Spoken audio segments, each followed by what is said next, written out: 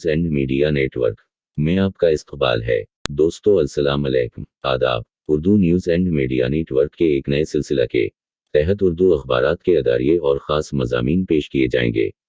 आज हम मशहूर शायर, सहाफ़ी और फिल्मी दुनिया के हम फिल्मी मुकालमे लिखने वाले हसन कमाल का रोज़नामा इनकलाब में शाया ख़ास मज़मून श्रीलंका के हालात _ एक ख़तरे की घंटी के इनवान से लिखा गया है। पेश कर रहे हैं ख़ुसूसी मज़मून। पेशकश जावेद जमाल अल-दीन। ख़ास मज़मून रोज़नामा इनकलाब, श्रीलंका के हालात एक ख़तरे की घंटी। हिंदुस्तान और पाकिस्तान में भी कम व बेश यही सूरत हाल। तहरीर हसन कमाल। श्रीलंका में जो कुछ हो रहा है, इसे देखकर दिलों में होल उठने लगती है।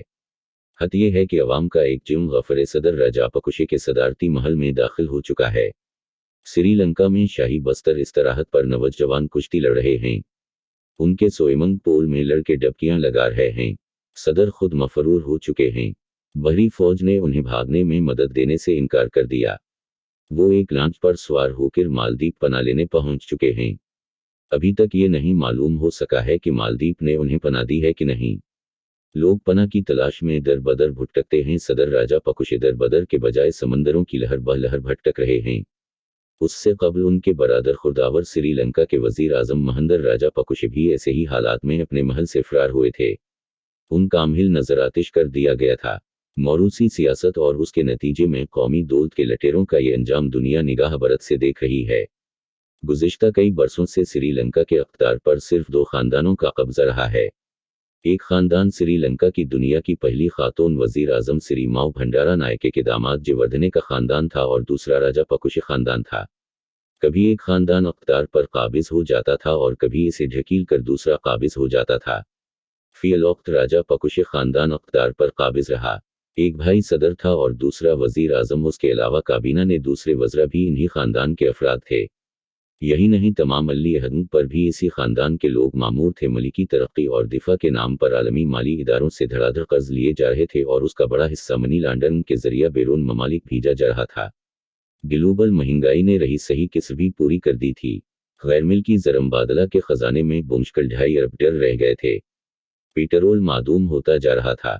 यहाँ तक कि पेट्रोल का ज़ख़ीरा ख़त्म ही हो चुका था। मलिकी ख़जाने में इतना भी नहीं बचा था कि बैरूनी कर्ज़ों का सूद भी अदा किया जा सके।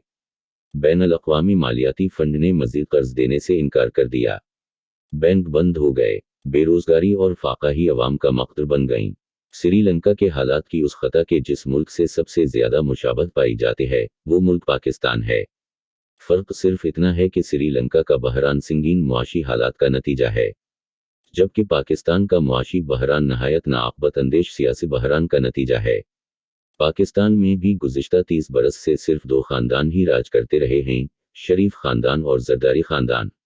दोनों सर से पांव तक करप्शन में डूबे हुए हैं। दोनों की अरबों डॉलर की जायदाद में पाकिस्तान से बाहर हैं। दोनों के अरबों डॉलर बर्तानिया और अमेरिका के बैंकों में जमा हैं। दोनों मौरूसी सियासत पर अबीन रखते हैं। नवाज शरीफ वज़ीर आज़म बनते हैं तो बरादर खुर्द सहार शरीफ पंजाब के वज़ीर अली बना दिए जाते हैं।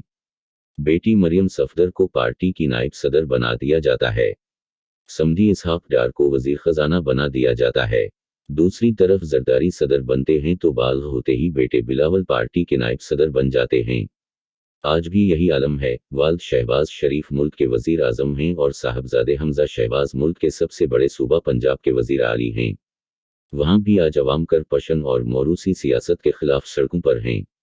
वहाँ भी मुआशी हालात इंतहाई मुखदोश हैं। GDP नीचे आ चुकी है। एक्सपोर्ट बरामदात में कई फ़ीसद कमी हो चुकी है। बेरोज़गारी और महंगाई ने अवाम की ज़िंदगी अज़ाब बना रखी है। बैरूनी कर्ज़ों के सूद की क़स्तें देना दोभर हो चुका है। डर आसमान छू रहा है तो स्टॉक एक्सचेंज ज़मीन में धंसा जा रहा है। बस खुदा का शुक्र है कि श्रीलंका की तरह अवाम का गीज़ व ग़ज़ब बेलाम और बेक़यादत नहीं है। पाकिस्तान में अवामी गीज़ व ग़ज़ब को आइनी और कानूनी समत के लिए इमरान खान की शक्ल में एक मकबूल लीडर मौजूद है। अवाम उसकी हदायत के मंतज़र रहते हैं और उसकी हदायत तस्लीम भी करते हैं। ये समझना भूल होगी कि हिंदुस्तान भी श्रीलंका नहीं बन सकता। जानकार हल्के जानते हैं कि श्रीलंका हमारे लिए भी ख़तरे की घनी है। मुल्क की माइशत किस तारीख़ी बदहाली का शिकार है, उसका इल्म सिर्फ उनको नहीं है जो बिल्कुल अनपढ़ और हालात से बेबहरा हैं। बदकिस्मती से हिंदुस्तान में ऐसे अफराद का फ़ीसद ख़ता के किसी और मुल्क से भी ज़्यादा है। हुकूमत हिंद समझती है कि मीडिया को खरीद कर बहुत से ऐसे लोगों को भी बेखबर रखा जा सकता है जो बसूरत दीगर हालात को समझने की अहलियत रखते हैं, लेकिन वो तफरीकी चीज़ों के अलावा मीडिया से कोई दिलचस्पी नहीं रखते और हर संजीदा मौजू को सियासत समझकर मुंह फेर लेते हैं। लेकिन ये सोशल मीडिया का ज़माना है, उसलिए हक़ाइक़ को बहुत देर तक छुपाया नहीं जा सकता। मोबाइल फ़ोन ने वाकई दुनिया को हर शख्स की मुट्ठी में बंद कर दिया है। जो लोग यही समझते कि जीडीपी क्या होती है और उसमें गिरावट के क्या मानी होते हैं, उन्हें भी ये तो मालूम ही है कि 45 करोड़ नौजवानों ने मुलाजमतों की तलाश छोड़ दी है, क्योंकि उन्हें यकीन हो चुका है कि मुलाजमतें हैं ही कहाँ जो मिलेंगी। नहीं, अगर उन्हें मालूम कि बरामदात की शरह कम और दरामदात की शरह ज़्यादा होने से क्या फ़र्क पड़ता है, उन्हें भी ये तो मालूम है कि मुल्क के बाज़ारों में चीनी सामान भरा पड़ा है और देसी माल गायब है। नहीं, अगर नहीं मालूम कि दरामदात की शरह बढ़ने का ये मतलब है कि गैर मुल्की ज़रमबादला का भंडार खाली हो रहा है, तो भी उन्हें ये मालूम ही है कि हिंदुस्तानी रुपये डॉलर के मुकाबला में कमज़ोर से कमज़ोर तर होता जा रहा है। ये वो बातें हैं जो पिछले 1 साल से श्रीलंका को दीमक की तरह चाट रही थीं। सबसे बड़ी बात यह है कि मोदी सरकार लोकसभा में भारी अक्सरियत होने की वजह से बहुत मजबूत नजर आती है, लेकिन अंदर से इतनी मजबूत नहीं है। अक्सरियत तो राजापक्षे के पास भी थी। श्रीलंका और हिंदुस्तान में एक और बात मुश्तरक है। जिस तरह बीजेपी की सियासत की बुनियाद अवाम को तकसीम करने की हिकमत अमली पर कायम है, इसी तरह राजापक्षे ने भी सन्हाई नेशनलिज्म की तहत पहले तमिल भाषियों को कौमी धारे से दूर किया, फिर मुसलमानों को भी दूर कर दिया। नतीजा हवा कि जब राजापक्षे पर वक्त पड़ा तो कोई उनकी मदद को नहीं आया, संभाली भी नहीं, क्योंकि बर्बाद माइश्त ने सबसे ज्यादा इन्हीं को निशाना बनाया, बिल्कुल जिस तरह बदहाल माइश्त का सबसे बड़ा निशाना हिंदुस्तान में हिंदू हैं।